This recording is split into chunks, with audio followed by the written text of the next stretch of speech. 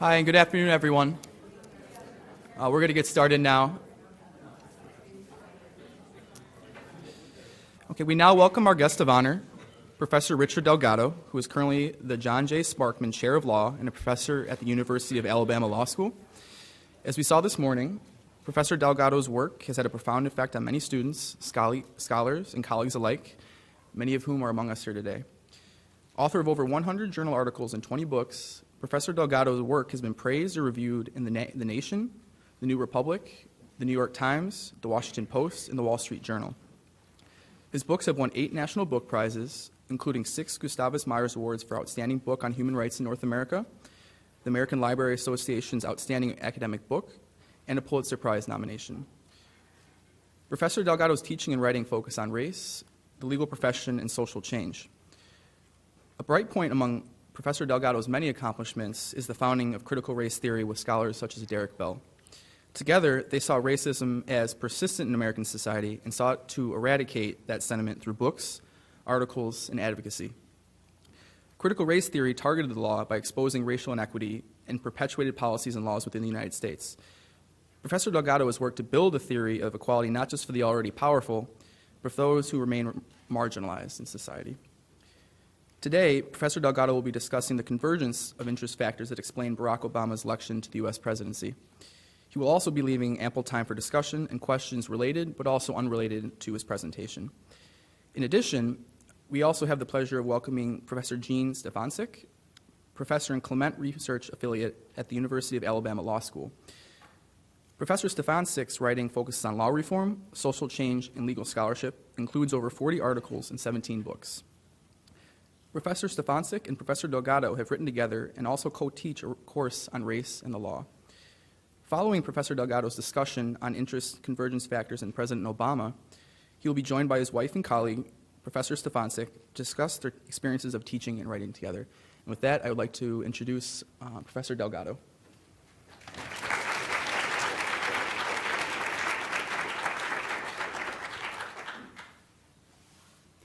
Thank you for the wonderful introduction. Thanks to the Journal of Inequality and the Law for the invitation. Michelle Goodwin for thinking up the crazy idea, and thanks to the law school for subsidizing this wonderful event. I must say that this morning has been entirely stimulating, and not merely because some of it is centered around my work. It's been the papers have been exciting in their own right, and I must say somewhat mortifying as well. It's as a teacher, it's always gratifying to see when an idea of yours, a piece of writing, stimulated thoughts in other minds, but it's also mortifying in a way to see how much further bright minds have been able to take ideas that I first wrote about 10 or 20 years ago. I think, drat, I wish I had gone that far with my own idea.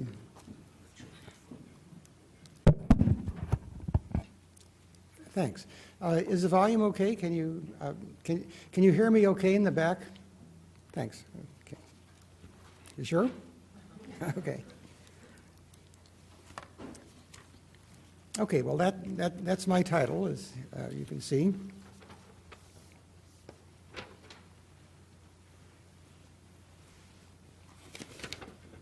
You can see her. And here's her work product. Okay? This may or may not play a part in my talk. It won't be on the exam.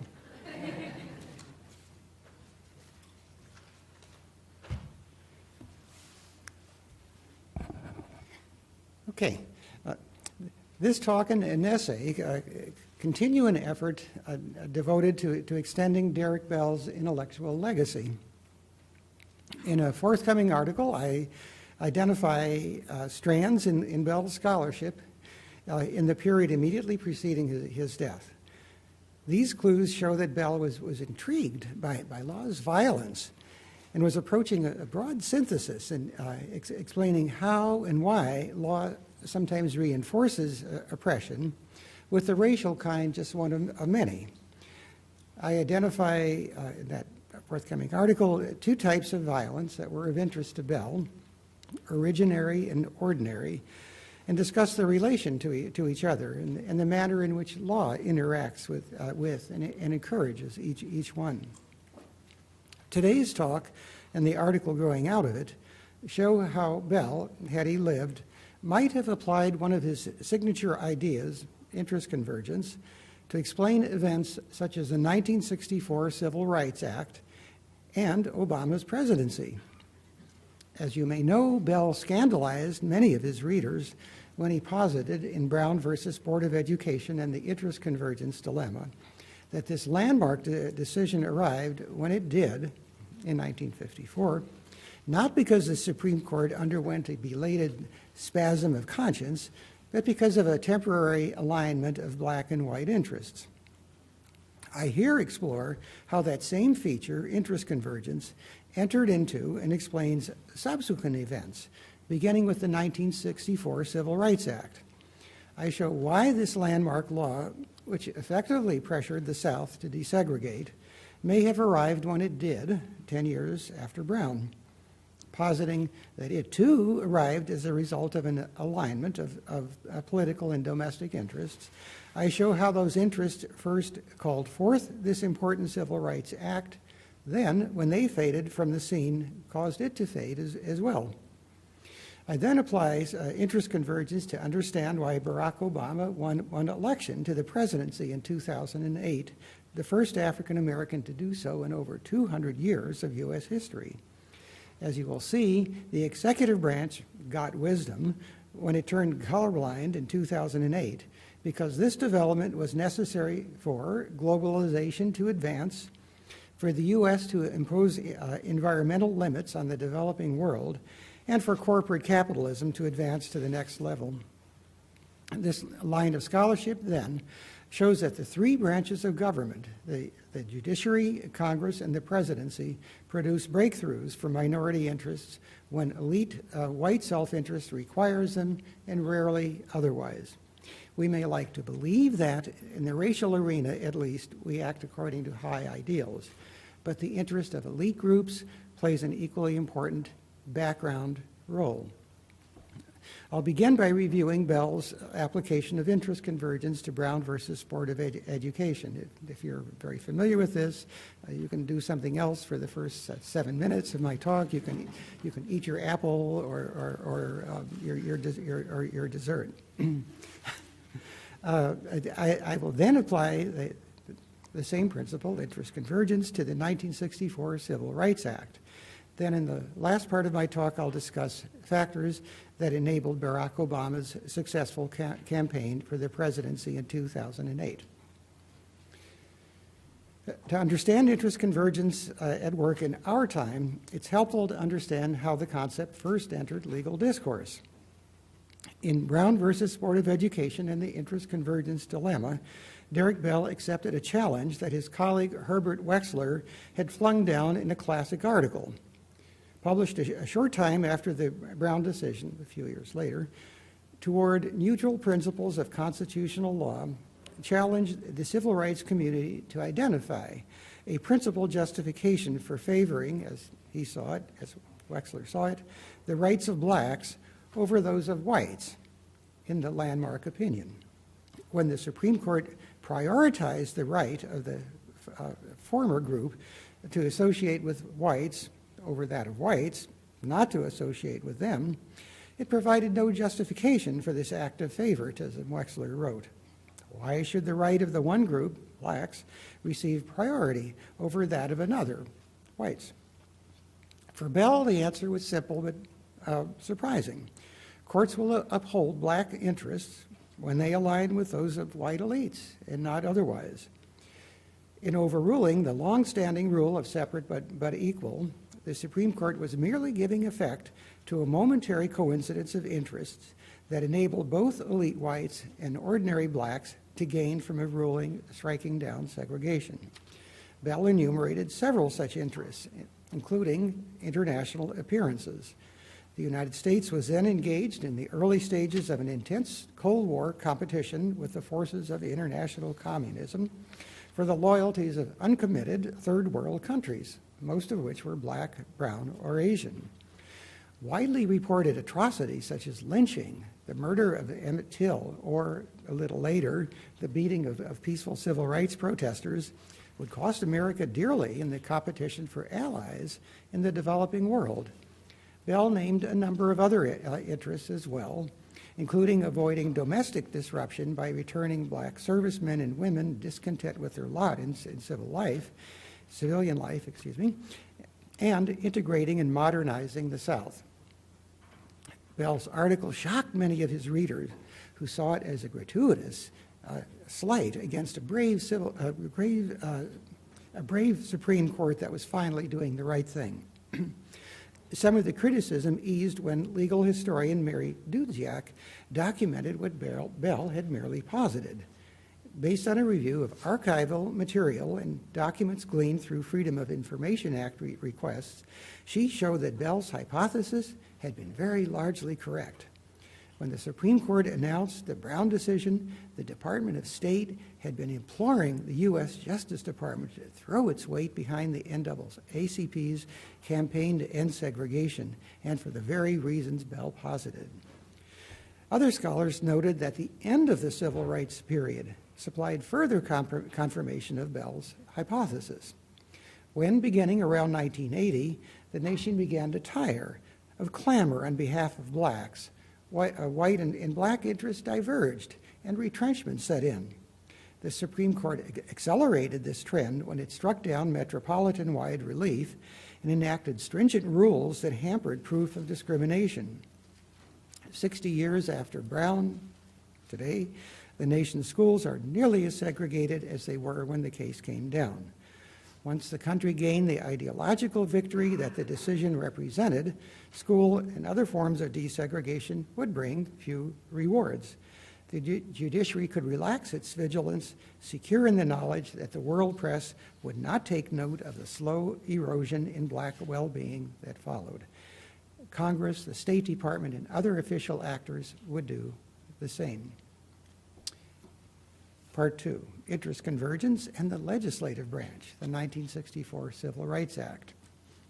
Now, if you've been eating your apple, you should wake up, because this stuff might be new to you. Before considering Obama's election, it will be helpful to examine a second civil rights accomplishment that occurred between the Brown decision and Obama's ascension to the presidency, namely the 1964 Civil Rights Act. By the early 1960s, minorities had learned, to their chagrin, that Supreme Court victories were no sure guarantee of improvement in the material condition of their lives. Frustration was beginning to set in, with demonstrations in many parts of the country and an equally forceful response from Southern sheriffs and governors, some wielding cattle prods, others standing in schoolhouse doors. It was in this setting that President John F. Kennedy proposed a wide-ranging civil rights bill in mid-1963, a few months before his assassination in Dallas. His proposal, which came in a national speech, arrived on the heels of major civil rights protests in Birmingham, Alabama, and elsewhere, as well as earnest conferences with civil rights leaders and his own cabinet.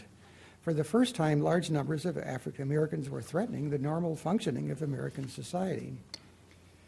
After negotiation with the Republicans and consultation with his own advisors, President Kennedy proposed a rudimentary bill 8 days after his 1963 speech. When Republican congressmen offered amendments weakening it even further, the Democrats responded with ones of their own, adding new protections against discrimination in employment, voting, and several other areas. While Congress was deliberating, an assassin's a bullet killed Kennedy, Lyndon Baines Johnson assumed the presidency, and public clamor increased for a major civil rights bill. After a vigorous debate in both houses of Congress, filibusters by Strom Thurmond and Robert Byrd, In a last-ditch effort by Republicans to derail the bill by adding women to the list of protected categories, the law passed by substantial minorities in both houses. Because the Act's buildup and enactment differed little from those that accompany most major pieces of social legislation, most initial commentary explained its arrival as a function of the times, or of great men who struggled with their consciences and finally did the right thing. These explanations, centering on the role of popular demand and courageous leaders like Kennedy, Fred Shuttlesworth, and Martin Luther King, have not much changed today and are what I call the standard account. Even material determinists like Derrick Bell sometimes succumb to the temptation to speak this way. For example, an anthology devoted to the passage of the Act emphasizes the roles of John F. Kennedy, Lyndon Baines Johnson, and other national figures, describing their struggles with their consciences or with refractory Southern constituents. Legal casebooks tend to do the same. A prominent presidential historian attributed the Act's passage to LBJ's consummate political skills and pressure from black leaders such as Roy Wilkins and Whitney Young. The country, this is a quote, "The country responded with empathy and understanding," she wrote. "More and more people realized that something had to be done." A New York Times book reviewer echoed her words just the other day. Reviewing two recent books about it, Kevin Boyle wrote, quote, "Drafted in the midst of a crisis by the courage created by the courage of children, pushed through the Senate past the defenders of an indefensible social order, the 1964 Civil Rights Act marked one of those extraordinary moments when the promise and practice of equality align and democracy is affirmed." One of the two books by a prominent magazine editor is entitled "An Idea Whose Time Has Come, Two Presidents, Two Parties, and the Battle for the Civil Rights Act of 1964. These are, of course, near pristine examples of idealist interpretations of history that emphasize ideas, thoughts, times, a moment, and so on. But many others, in similar fashion, emphasize great men, public activism, the people, and the times. Questioning the standard account, the role of economic competition in the space race. Just as the usual explanation for Brown versus Board of Education was soft and lacking in cogency, Bell demonstrated that, the standard account for the arrival of the 1964 Civil Rights Act sacrifices precision for emotional appeal. For example, it cannot easily explain why the 1964 Civil Rights Act arrived when it did. The country had long had visionary leaders and men and women of conscience. Blacks and other minorities had been discontent since early times. Although ideas, both the ones sweeping the nation and in the hearts and minds of national leaders, undoubtedly played major roles in enabling Congress to enact the bill when it did, national self-interest played an even larger part.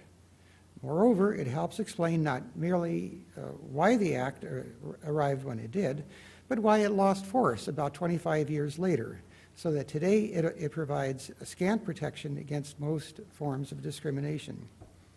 One could, of course, attribute the Act's arrival to a resurgence of conscience, coming on the heels of new forms of advocacy, including perhaps a nonviolent kind pioneered by Martin Luther King around then.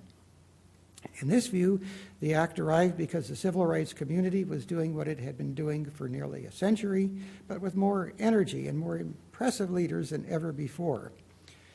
Kennedy and Lyndon Baines Johnson were perhaps more receptive than the leaders who came earlier, educated at Harvard or other elite institutions, or equipped by experience to understand the pain of racial exclusion. They were more attuned to civil rights pleas than those who came before or later. This type of argument is precisely what Derrick Bell rejected in his Brown versus Board of Education article, whose premise now strikes most in the civil rights community as essentially correct. It would seem advisable then to consider the possibility that the arrival only 10 years later of the 1964 Civil Rights Act also had roots in material circumstances and Cold War imperatives, but perhaps of a different kind from those that brought forth brown. What might those circumstances be? Derrick Bell suggested a few places where we might look. I did. With the Civil Rights Act of 1964, many of the same forces that Bell identified as setting the stage for Brown were in operation a decade later, but with some subtle shifts. The main arena now was no longer ideological, but economic. With Brown, the main background forces had to do with Cold War appearances and ideology. Each side was striving to enhance its appeal in the eyes of the uncommitted third world. Segregation, Jim Crow laws, lynching, and mistreatment of well-dressed black college students at lunch counters in the South had impaired the U.S. cause. By the late 1950s, however, competition between the two superpowers had entered a new phase. Few uncommitted nations remained who were naive enough to join one side or the other, based merely on ideology and headlines. The new arena was economic development. Many post-colonial societies were eager to industrialize, exploit their natural resources and human capital, and develop modern economies that would enable them to feed their hungry people, build their cities, and develop their natural resources. Colonialism, tribal wars, and diseases had left them far behind Europe, the United States, and other developed nations. With a high standard of living and robust economy, the U.S. offered an attractive model for any new nation. But the Soviet Union had come out of nowhere, with one successful 5-year plan after another, expanding their agricultural production, factory output, and schools in impressive fashion. Beginning from near feudal conditions less than a century before, and enduring setbacks during two world wars that brought famine and millions of deaths, the Soviets, by dint of central planning and concerted effort, had registered impressive gains. Its citizens were by and large happy and well-fed, even if they often had to stand in long lines for staples such as potatoes and bread. The Russians invited third world students to attend their world-class universities, and delegations of unionists and workers from uncommitted nations visited their well-run factories and farms. Visitors could admire ordinary citizens' housing, material possessions, and access to high culture, opera, symphony, and ballet. For the first time, the United States had serious competition in an arena, economics, that we had long thought was our strong point. It was time to retool. The South particularly seemed stuck in a time warp with segregated housing, schools, shops, and workplaces operating as drags on the region's economy. The country needed an enlarged, integrated workforce and army. The South needed encouragement from above to dislodge itself from the miasma in which it was mired. With these national needs in mind, Congress passed the act relatively easily. Most of the hoped-for gains arrived. The post-war economy soared, especially in the South. Employment rose, particularly among blacks. Black school performance and graduation rate improved. Housing markets desegregated slightly. Many places of business that formerly refused to serve blacks began doing so. Colleges and universities relaxed barriers to Jewish and black students, with some even adopting affirmative action programs, producing even more gains. The number of minorities in the professions, Congress, corporate suites, and officer ranks in the military grew. The 1964 Civil Rights Act was a prime instrument of this economic revival, especially in the South. Historian Richard Gavin Wright argues that a national statute, coupled with the threat of federal troops, was the only means by which elites could dislodge that region, the South, from the economically backward folkways and habits that were holding it back. The space race in the military. The U.S. intelligence establishment had known for some time that the Soviets were on the verge of a breakthrough in space. When Sputnik showed the world in 1957 that the Russians were indeed considerably ahead of the West in this arena, policymakers in Washington and elsewhere were taken aback. They knew that third world countries were comparing the two systems and deciding which one to emulate, collectivism or free market capitalism. Coming a few years later, the 1964 Civil Rights Act not only provided a much-needed shot in the arm to the economy, it boosted the military by enabling it to recruit well-educated men and women of color for campaigns in Indochina and elsewhere. Meanwhile, the country's scientific establishment had been laboring mightily to bring the U.S. up to the Soviets' level in the area of space, which it did with an American satellite in 1958 and a few years later, the first manned flight to the moon. These accomplishments hastened the Soviets' downfall when the price of competing with the U.S. cost the Russians dearly, eventually bankrupting their economy. When the Soviet intelligence establishment learned that President Ronald Reagan was secretly preparing to launch a Stars Wars program that would negate the Soviets' missile force, the Soviets cried uncle. Despite having advanced from a near feudal condition to a modern industrialized one in just 2 generations, they realized they could not match the West's might. The Berlin Wall fell in November 1989, and the Soviet Union began breaking apart soon thereafter. A few third world countries, such as Cuba, hung on to the socialist ideal, but the game was largely over.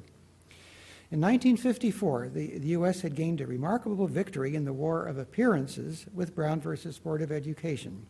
It would go on a decade later to win a second war of economic and scientific competition with a major Civil Rights Act piling on pressure, enabling the U.S. to inflict defeat after defeat on the Soviet economy for 25 years until it collapsed. But just as happened with Brown, the story of progress has a coda that is not so attractive. When, in 1989, the Soviets finally admitted defeat, their economy and empire in tatters, the 1964 Civil Rights Act and the gains of the 60s no longer filled vital needs. Without the spur of foreign competition, the U.S. no longer needed blacks so badly for their contribution to the economy and military. A conservative Supreme Court gutted the act with a series of decisions that rendered it toothless, and retreats on affirmative action soon followed. Today, black participation in the workforce is low, with nearly as many black men enmeshed in the criminal justice system as attend college. And the nation's public schools, K through 12 schools, are nearly as segregated as they were during the age of formal segregation. Little of this happened by conscious design, much less as a result of a meeting in a smoke-filled room somewhere. Only a handful of policymakers and scholars have specifically identified economic or scientific competition as having enabled Congress to enact the 1964 Civil Rights Act, either at the time or later. Joseph Stiglitz is one. Reflecting on the post-war period, he asked this question: so why has America chosen these inequality-enhancing policies? He means deregulation and low corporate income tax. Part of the answer is that as World War II faded into memory, so too did the solidarity it had engendered. As America triumphed in the Cold War, there didn't seem to be a viable competitor to our economic model. Without this international competition, we no longer had to show that our system could deliver for most of her citizens. Other writers credit economic incentives and the search for profits as forces favoring the 1964 Act. Richard Gavin Wright, a fellow I mentioned, for example, highlights the financial underpinnings of the 1964 statute, noting that without it, the South would not have developed as expeditiously as it did. Lyndon Baines Johnson supported the act not merely because it was the right thing to do, but because, he said, racial discrimination was damaging the economy of his beloved South, which would have to abandon its racist attitudes to prosper economically, end quote.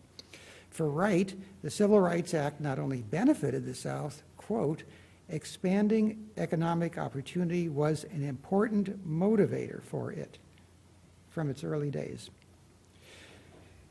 Derrick Bell wrote that in order to understand the twists and turns of racial history, one needed to pay attention to interest convergence. Racial progress for blacks came, he wrote, when it also lay in the interests of white elites. Reviewing the passage of the 1964 Civil Rights Act and its eventual demise 25 years later, one sees a pattern that, were Bell alive, might cause him to smile knowingly. Material considerations explain why the 1964 Act arrived and went into retreat when it did. They explain why African American fortunes prospered when the Soviet economy was threatening to outshine ours, and why this country reduced its support for black programs in the 80s with the Reagan Revolution, Star Wars, and the fall of the Berlin Wall. As Bell put it, racial justice may from time to time count among the interests that elite groups deem important, but even when they do, self-interest is apt to play an even more significant role. Part 3, this is the last part of my talk. Interest convergence in the election of Barack Obama. Barack Obama won election to the presidency in 2008, the first African American to do so in over 200 years of U.S. history. This development fascinated Bell, who at the time of his death was struggling to understand its significance. My own view, channeling him, is that it will lead forces back to Obama's candidacy, because a president like him was essential for the U.S. to defeat the forces of radical Islam and for corporate capitalism to achieve its aims in a time of increased competition. It was also necessary for the U.S. to impose environmental limits in the developing world. His election then, in many respects, is a product of material circumstances and national self-interest, much like the combination that yielded the Civil Rights Act 4 decades earlier and yielded Brown versus Board of Education before that. Let us consider briefly each of these circumstances, contributing factors in turn. First one, winning the war against radical Islam. Powerful actors must have realized that beginning in the late 1990s, how a president of mixed parentage and cosmopolitan upbringing could help America advance vital geopolitical, economic, and strategic objectives. In particular, strengthening the hand of moderate Islam vis-a-vis the radical, extremist, jihad-embracing faction of that religion.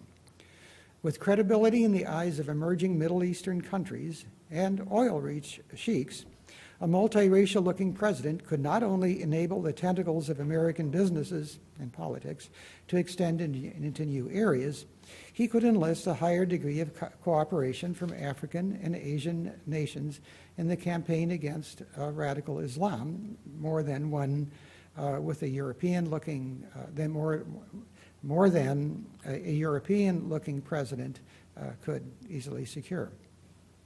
In much the same manner as the Cold War provided the conditions for a black breakthrough in Brown versus Board of Education, the U.S.'s campaign to gain a foothold in the Muslim world supplies further opportunities today. The U.S. foreign policy establishment currently is highly concerned with what it sees as an internal struggle within Islam between a moderate democratizing faction of that religion and a fundamentalist, puritanical one that embraces jihad, Sharia law, subjugation of women, and rejection of Western values, which it sees as corrupt and hedonistic. The West wishes, of course, to strengthen the hand of the first faction vis-a-vis the second. Recently, Islamic figures have been condemning the West for mistreatment of women, whom they see as compelled here to dress provocatively and sell their femininity for the benefit of men in advertising agencies.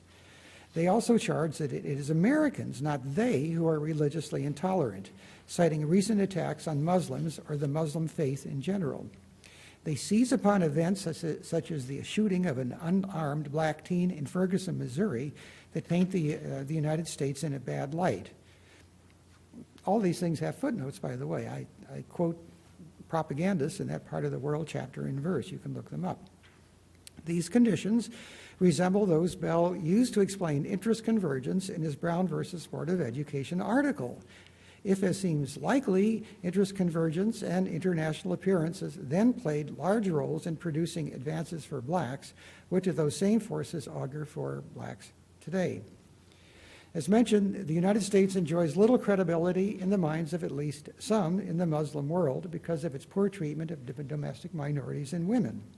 Propagandists there ask their followers if the West offers a form of social life worthy of emulation.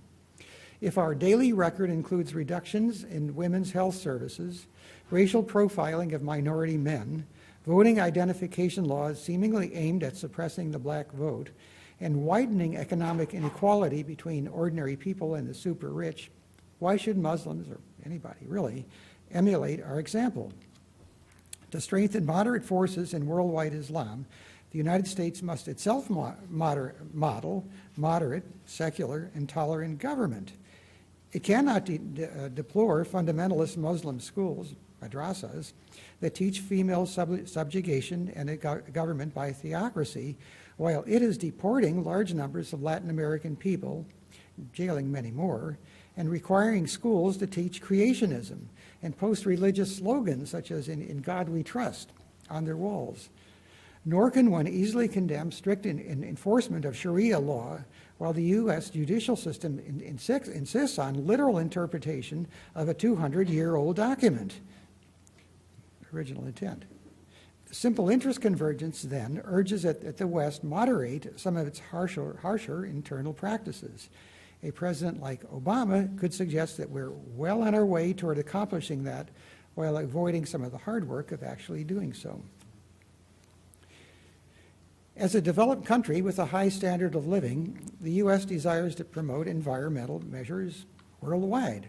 Since soot and other pollutants cross borders readily borne by the wind, this will necessitate convincing developing nations to forego the smokestack industries and extractive ventures that many believe they need to advance rapidly, just as we did in our own formative period. A president like Obama with multiracial parentage could more readily secure agreement from developing countries to forswear rapid development for the common good than one with a patrician background and family who immigrated on the Mayflower. A black-looking son of a Kenyan father and white mother, raised for much of his childhood in Indonesia, can command respectful attention by leaders of developing countries. As commentators have noted, cultural factors play large roles in how people of different cultures and regions view the natural environment. The early record shows that the U.S. has been achieving somewhat greater success in enacting and enforcing environmental agreements since he took office.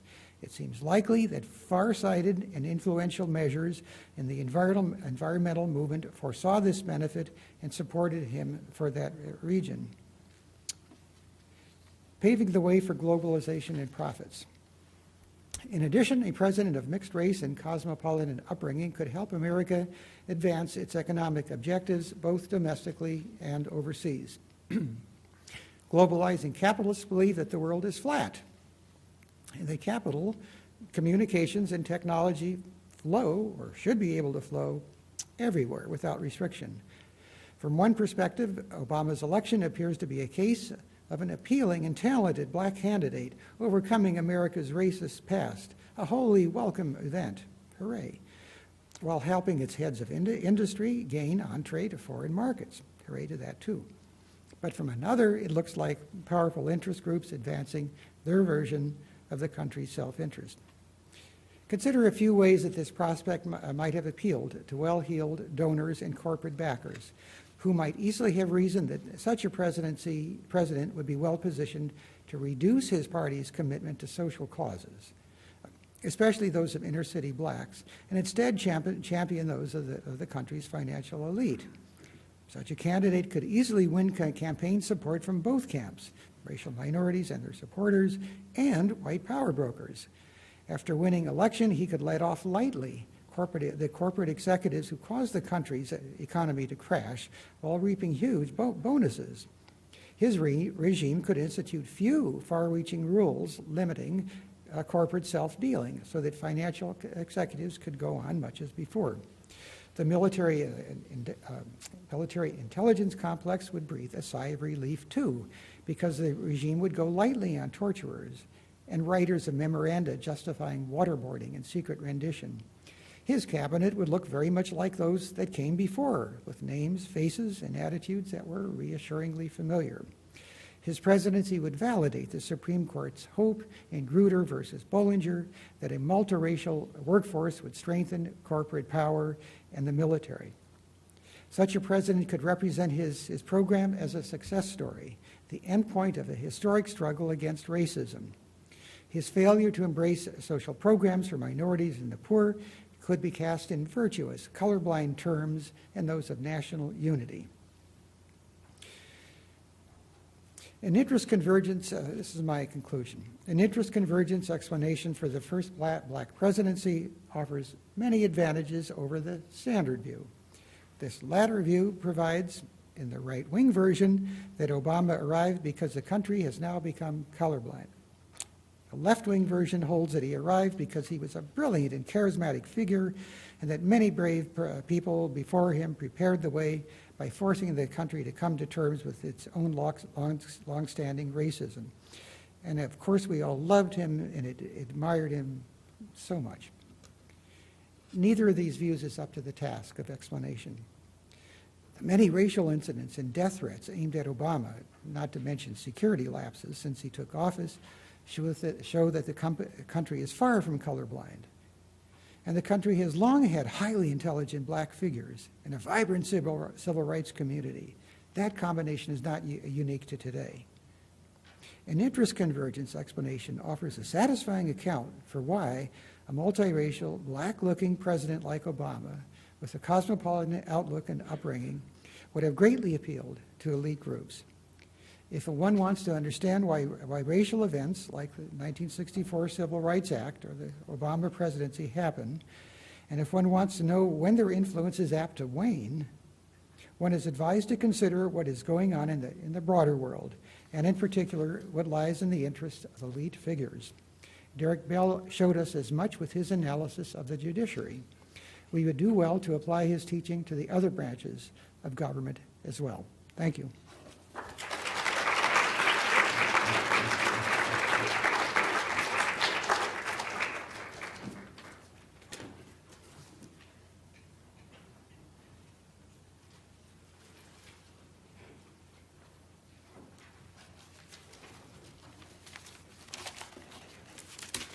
All right, and thank you again, Professor Richard Delgado. Right now, we still have some time for some questions, so if you have a question for Professor Delgado, please raise your hand and we'll have some mic runners deliver the microphone to you.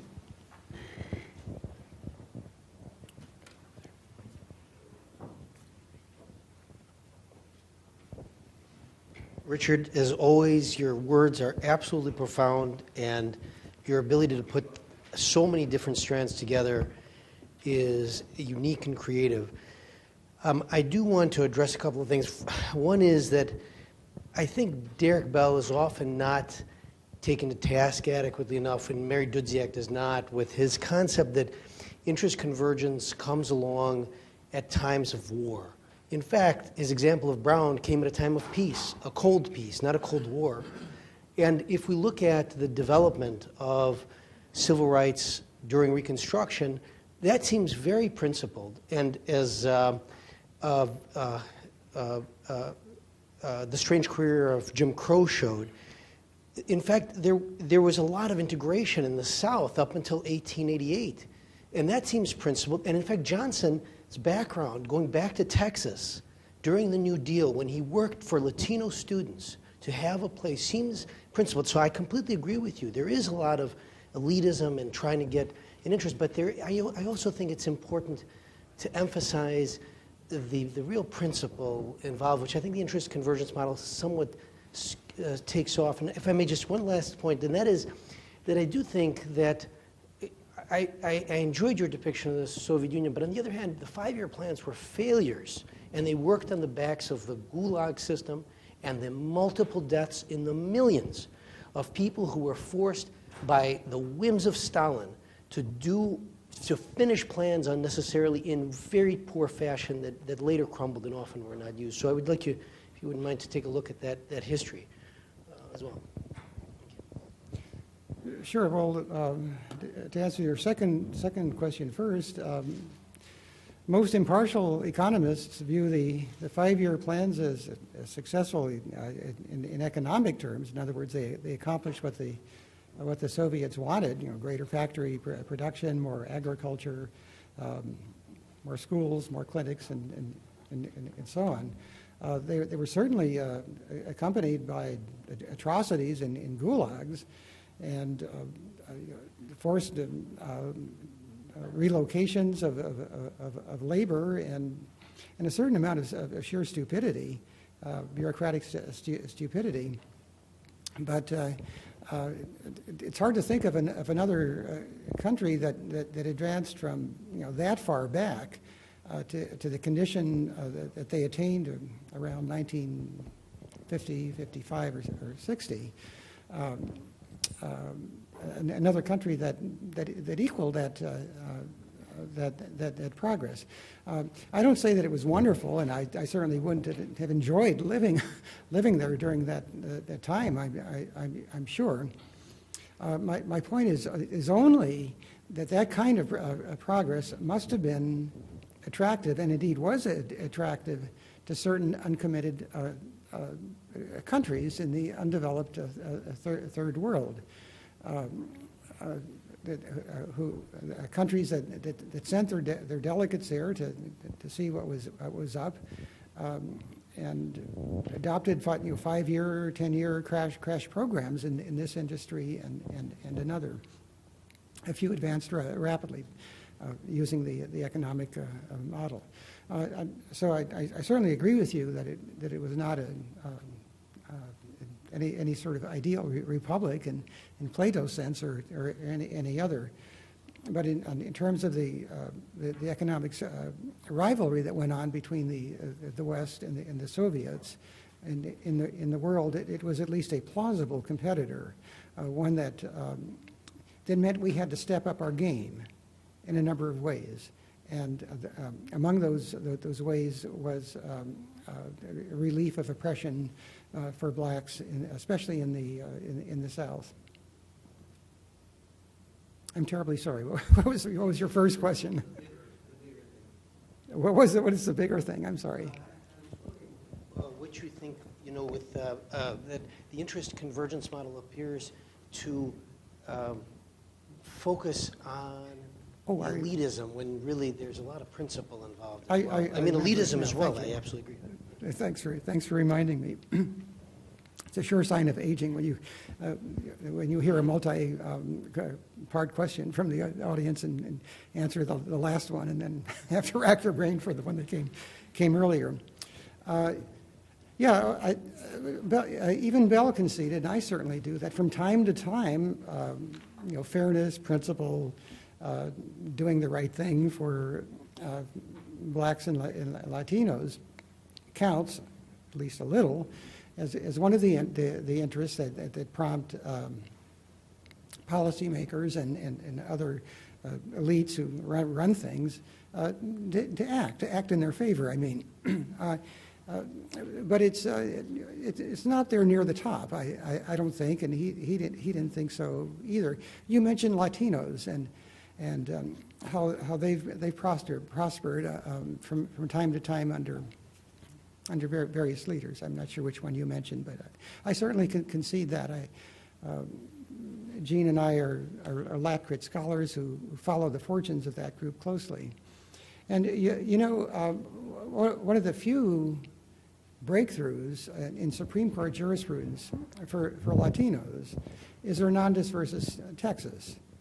A little-known case, but one that's a companion case to Brown versus Board of Education. In U.S. reports, they appear right next to each other. Now, the one came down 2 weeks before the other. I'm not sure which one came first, but it was during the same term.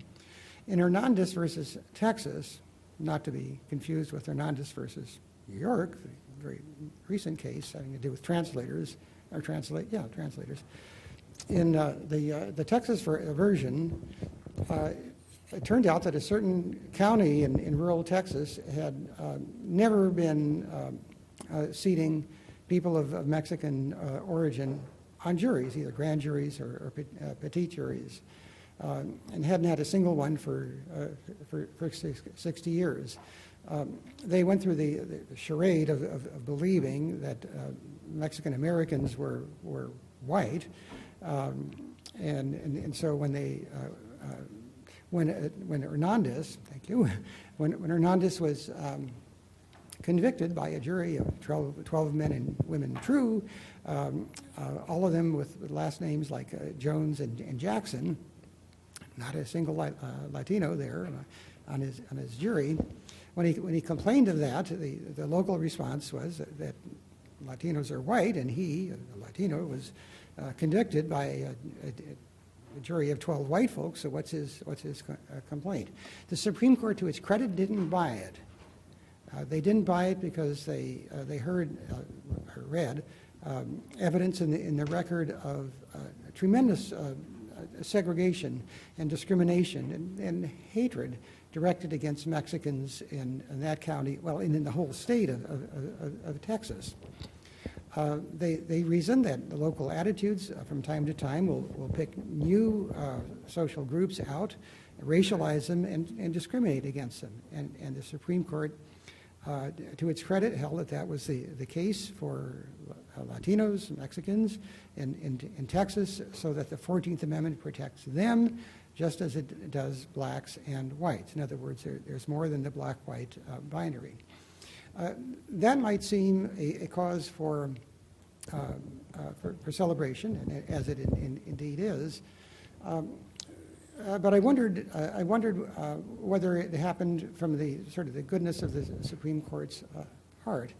And I took a look at some of the personal writings, letters, diaries, memoranda, and so on, of the justices and the presidents during this period.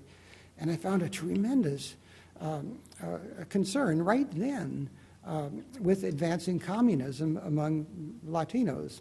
The funniest thing, in oppressed people was thinking about collectivizing, forming unions, reading Marx and Engels to see what light they might have on labor struggles. Emma Temayuka was organizing the pecan workers in California. She was a communist. This concerned decision makers, including some on the Supreme Court. A number of Supreme Court justices had visited Latin America and returned gripped with the concern that that entire continent might go red, and we would have Soviet bases down there. And and as a result, got behind programs to bring Latin American youth to the United States to go to our colleges and see what the free market can do. Perhaps some of them had heard of incipient and very talented revolutionaries in Latin America who just around then, Che Guevara, Fidel Castro, were beginning to study, write, agitate, give speeches, and get their act together. My point is that very often, when if you see a startling and wholly welcome breakthrough for a group, you mentioned Latinos, and look a little further, you see interest convergence, just as I did with Hernandez.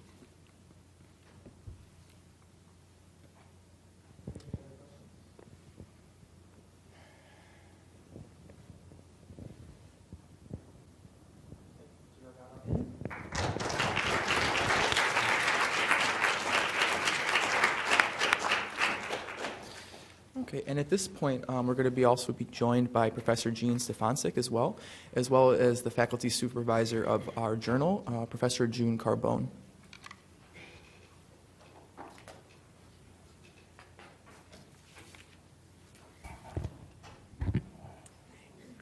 This is going to be a short talk, and then we have a few questions, okay? First, I would like to thank the members of Law and Inequality Journal for inviting me to be among friends and scholars honoring Richard's work today and giving me an opportunity to address a question that some people do ask us, and that is, how do you write and teach together? I can't imagine how that would be. Well, here's a capsule version of the last 30 years. Richard and I first met on the steps of a library in 1985, and it seems that we've been in and out of libraries ever since. We had been told about each other by a mutual friend, Charles Lawrence, Chuck Lawrence, referred to earlier by Stephanie Wildman. He was a law professor who was part of a small study group to which I and Stephanie belonged at the University of San Francisco Law School.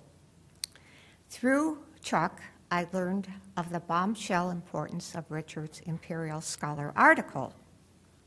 And Richard learned that I knew that Nancy Reagan, campaigning for her husband in a Chicago suburb in 1984, while he was in snowy New Hampshire, had said in a telephone call to him, which was inadvertently broadcast on a loudspeaker, "Ronnie, I wish you could be here to see all of these beautiful white people."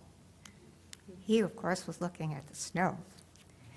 This obscure quote turned out to be the final missing part of a footnote for Chuck's Id, Ego, and Unconscious Racism article, and as it happened, I knew how to find it.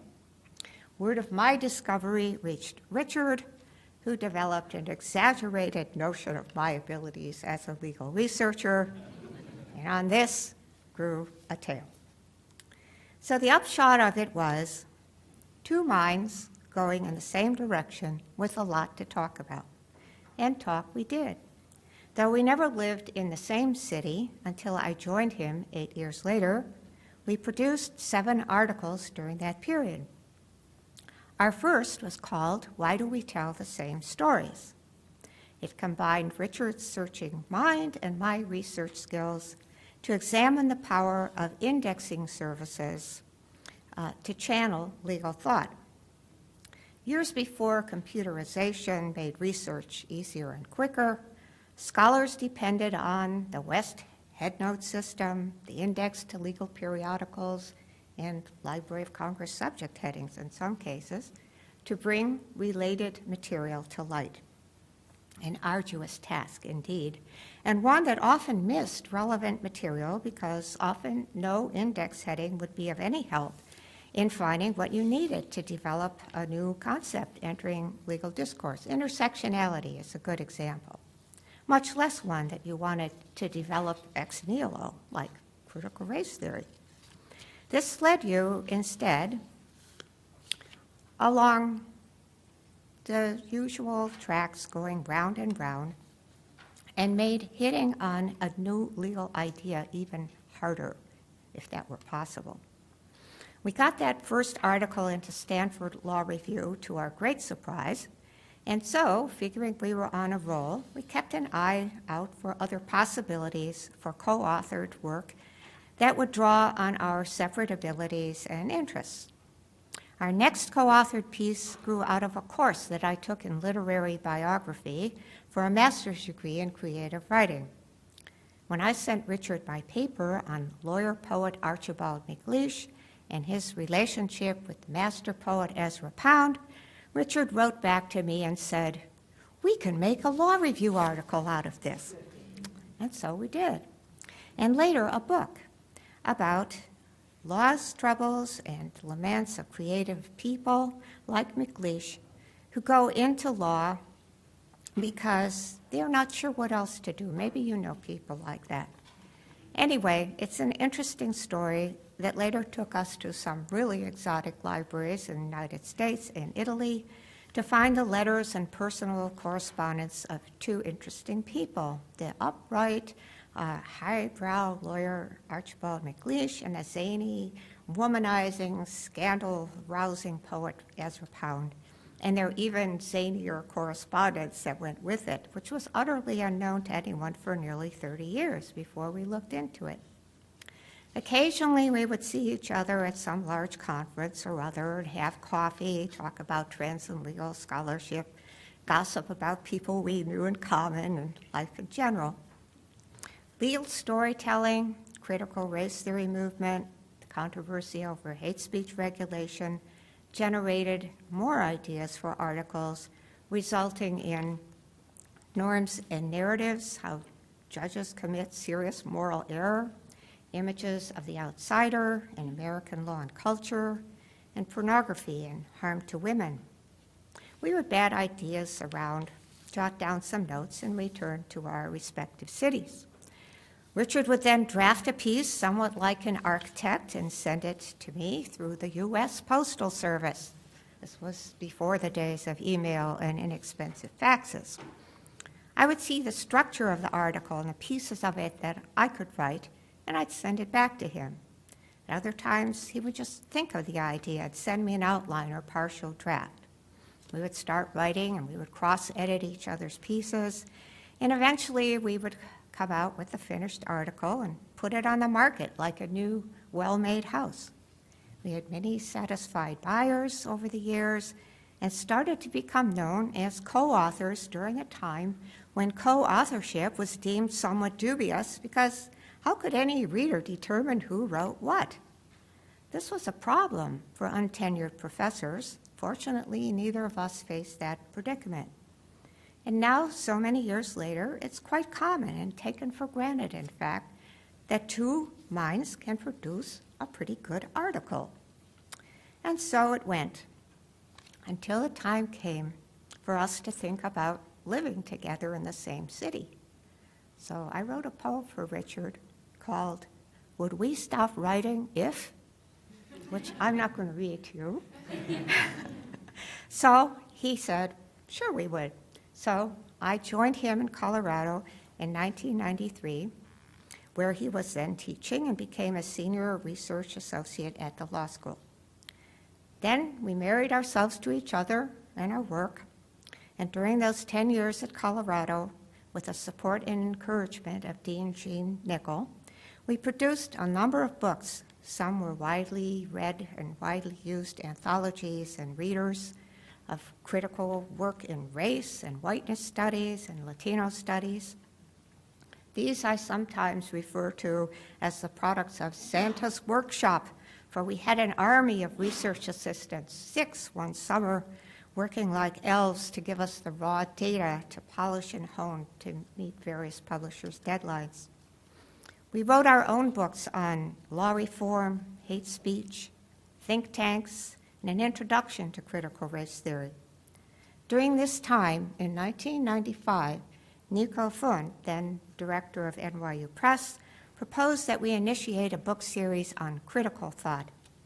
The first in the Critical America series was Ian Haney Lopez's White by Law, which some of you might know, did quite well. It's a revised edition 10 years later. It was followed soon after by Stephanie Wildman's Privilege Revealed, which is very widely used, and Juan Perea's Immigrants Out, which produced a collection of very well-written and important material. In the following decade, we published Alex Sace's Destructive Messages. And over the ensuing 15 years of the series, about 70 more titles. Richard carried the heavy load on the series, writing to potential authors to suggest a way they might develop a cutting-edge theme he had spotted in their scholarship, he reads a lot, you know, into a book. Some would answer excitedly, others not at all, and still others would go off the tracks, in which case Nico would deliver the coup de grace. Goodbye. During this time, Richard wrote many, many Rodrigo Chronicles, which he published in books, as you probably know.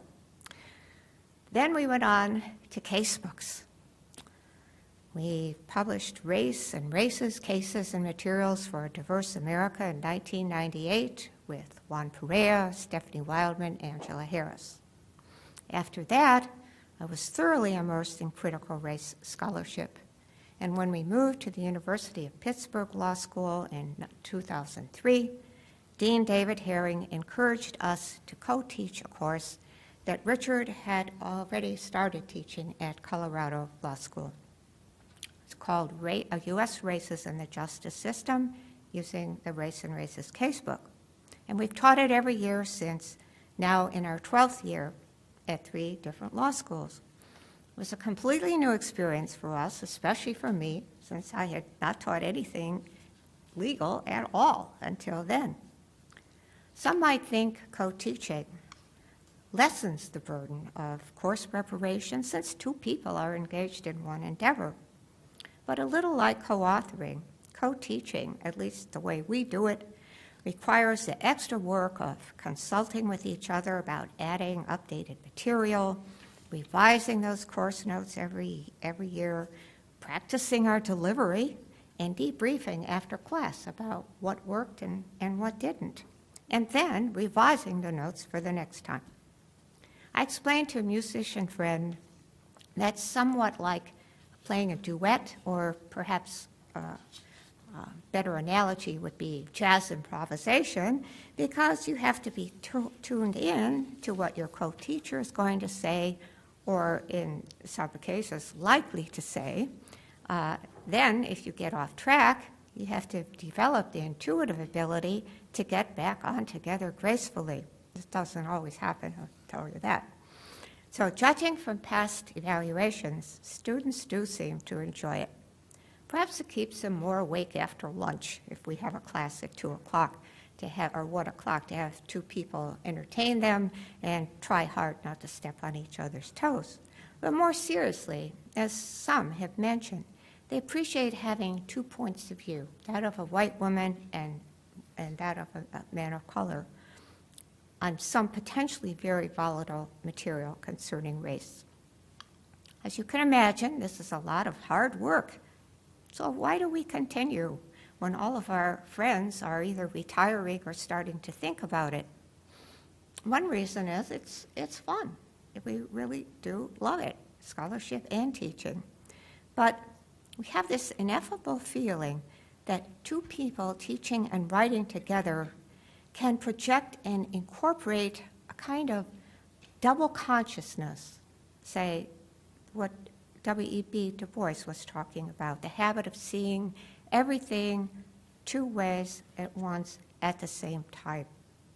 Takes a lot of effort, certainly more than doing the teaching and writing by yourself, which we could do. Richard probably would enjoy it more than I, but we do recommend it and think that it's sometimes better, more fun, deeper, richer, with a better work product at the end.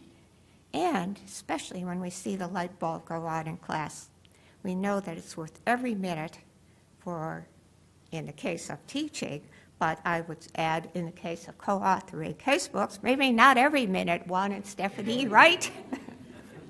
Okay, but it's worth it. When we reflect on how legal and historical scholarship from time to time changes the fortunes of indigenous people and minority groups, we know in Australia and Canada, and maybe someday the United States as well, it is a worthwhile thing to do. So thank you.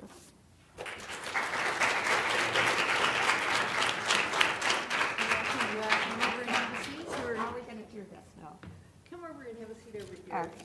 And I am supposed to direct a discussion, but I wonder if anyone in the audience wants to ask questions rather than have me ask questions. Does anybody wants to jump in?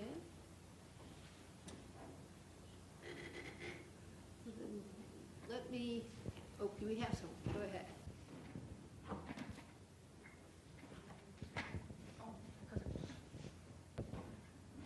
So I was thinking about what you spoke earlier about interest convergence and kind of immigration reform, and how communism and socialism has kind of risen in Latin America, and in a lot of senses, like in Venezuela, have been successful, especially for kind of the lower classes, and how maybe immigration reform could be, an instance of that, seeing Latin America become more independent.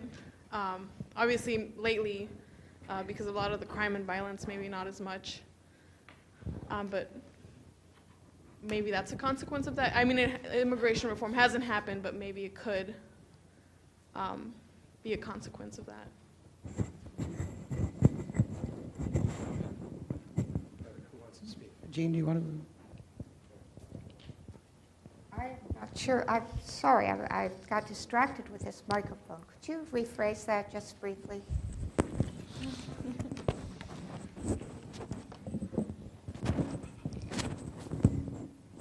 I was just thinking about interest convergence, and how immigration reform has been in the public eye recently, and how at the same time Latin America has kind of become more independent, from the West, and a lot of more outspoken.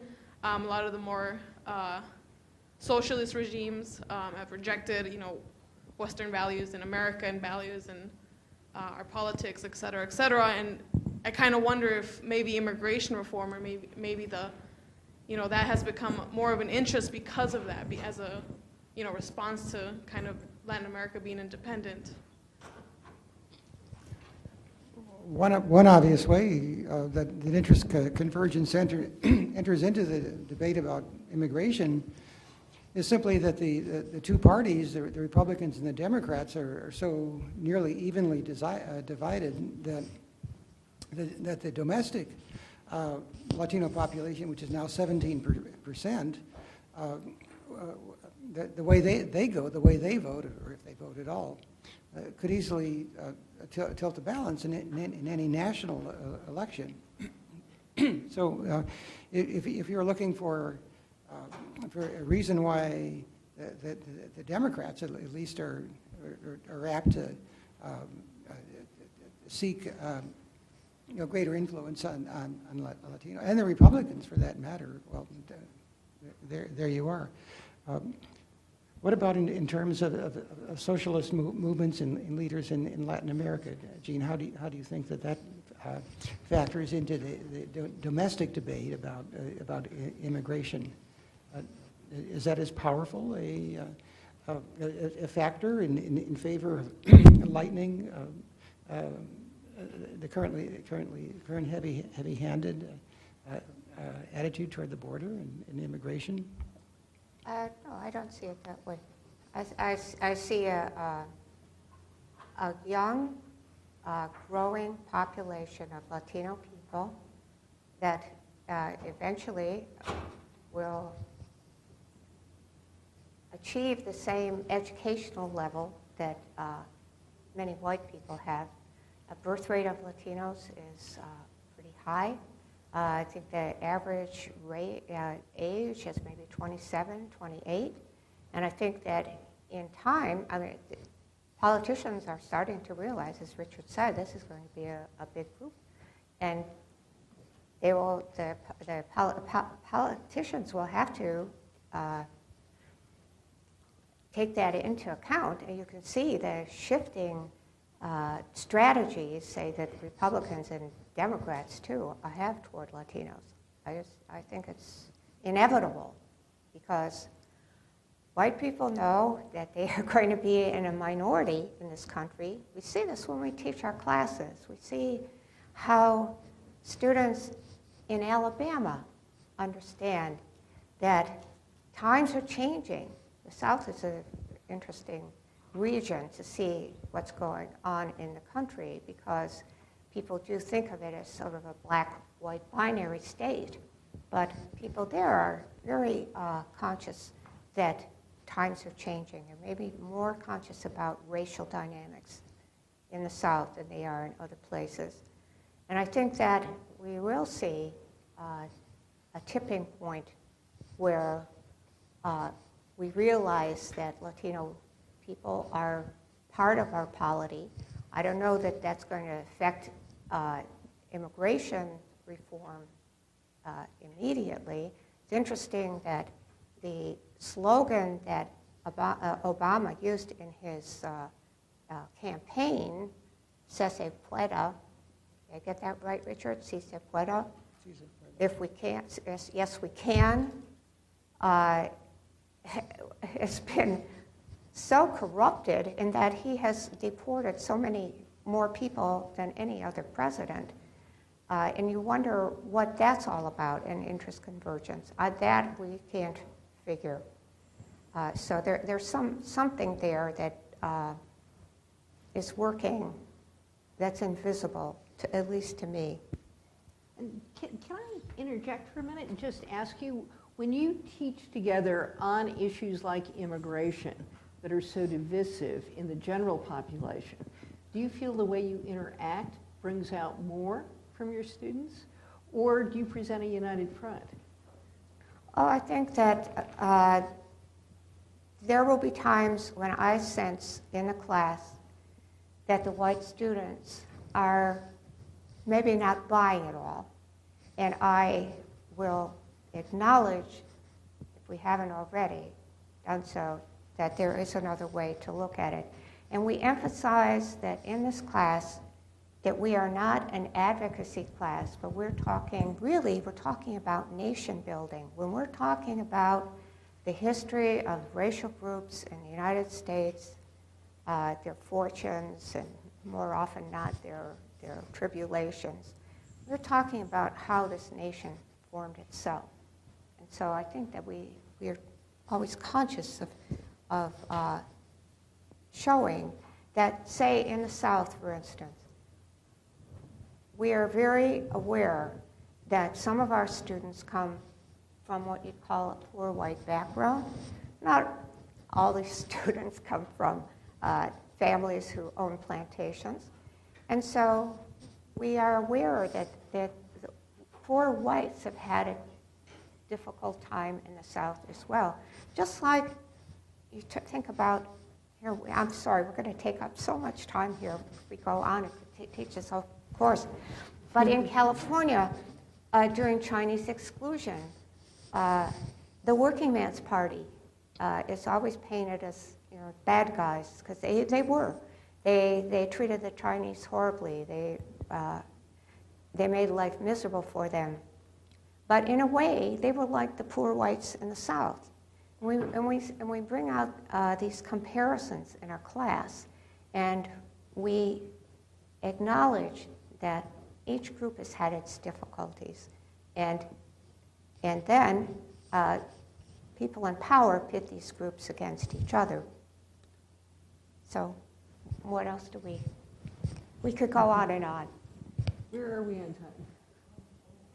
We want to offer overtime a little bit, but if there's anyone else who has any questions they'd like to ask, if not.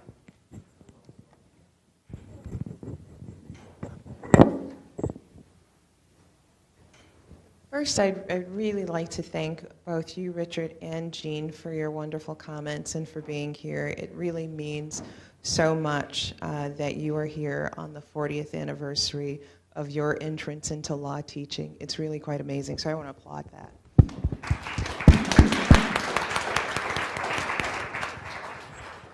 And I want to follow up on the interest convergence platform that you've laid out, and to throw something else into that fire, which relates to the question of when Barack Obama somehow became different to those in the United States, and it involves health care.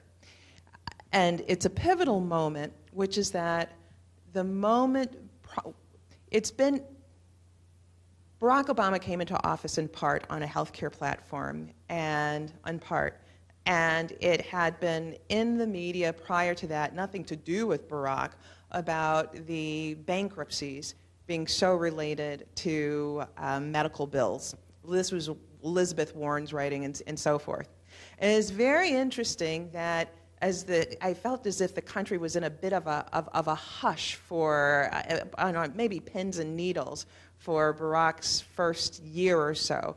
But that pins and needles sort of dropped in terms of that race drop when something happened in Massachusetts. And that something that happened in Massachusetts, I remember it because I was traveling back from abroad, and I was in an airport, and I was looking at the CNN screen, and it was the story about Skip Gates trying to get into his house and being arrested after being in his house by a white police officer who refused to believe or didn't care that a black man with a cane was in his house, because that was just sort of inconsistent. But what was very interesting is that there's a press conference that was on health care, and the last question that was asked was about what did Barack Obama think about the Cambridge police officer who arrested Skip Gates. And Barack said, "I think he acted stupidly," something to that effect. And it was very interesting how Barack, in my opinion, at that time, suddenly became racialized in a way that hadn't been before. And his pressure feeling so much was that he had to invite this officer to the White House, which I thought was very, very interesting. What president ever has to invite anybody to the White House, let alone some white guy who just stupidly arrested a black guy in his own home? So anyway, I don't know if you have any comments about that in terms of a tipping point moment at all in, Barack's racialization, and there's more that could be said about that, but I don't want to take up the mic. Well, you really said it all. I focused in my talk and in the article on the forces that bore on his election, and not so much on what he's done since winning office. That would be another article. But I'm interested in that, very interested in it. And I did mention a few things about the areas in which he has validated what his supporters, hypothesized, must have had in mind when they backed him. The things that he's done, policies that he's taken, places where he's demonstrated fortitude and when he's not. But you're right, the episode with Skip Gates was perhaps in a way a turning point for him. It was one time where he could not easily back away from the racial nature of an incident.